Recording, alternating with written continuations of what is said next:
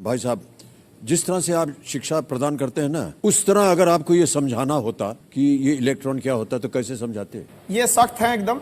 हाँ। ठीक है, तो ये चक्कर पकड़ नहीं करते हैं इधर उधर। तो न्यूट्रॉन हो गए ये, इनको न प्लस से मतलब है न माइनस से मतलब है। ये हो गए न्यूट्रॉन और हम हो गए प्रोटॉन। ये दोनों एक साथ रहते हैं न्यूक्लियस में, तो हम एक साथ बैठे हैं। हम है प्लस, जितना हम प्लस है ना ताकत में, आप हैं इलेक्ट्रॉन उतना ही माइनस में है। अब हम चाहेंगे आपको खींचे, आप चाहेंगे हमको खींच ले, बस दोनों दम लगाएंगे तो आप ऐसे घूमने लगेंगे। ये बहुत बढ़िया,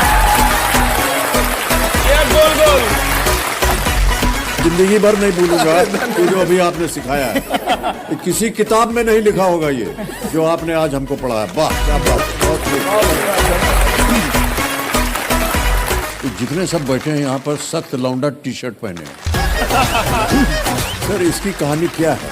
सर ये एक आंदोलन है सर। क्या है कि जैसे आप हैं, आप जैसे माशाल्लाह से इतने हसीन आदमी हैं आप जब कहते हैं कि हम जा खड़े हो जाते हैं वहीं से लाइन शुरू हो जाती है।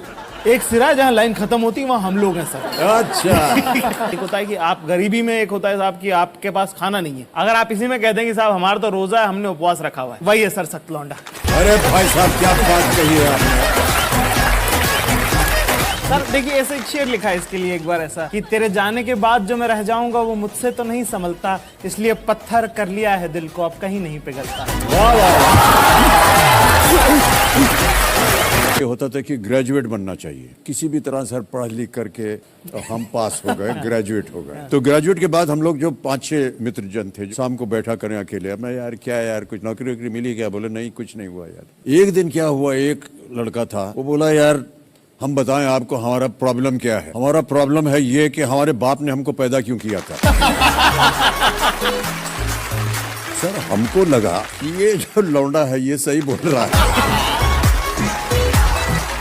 तो जिंदगी में पहली बार और आखिरी बार बाबूजी के सामने गया मैं और उनको हमने बोल दिया कि आपने हमको पैदा क्यों किया था।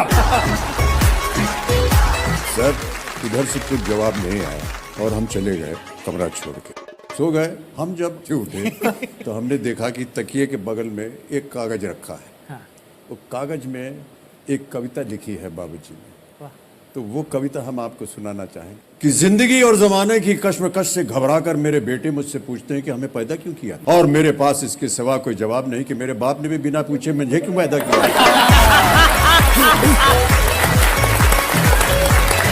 और उनके बाप ने बिना पूछे उन्हें, और उनके दादा ने बिना पूछे उन्हें।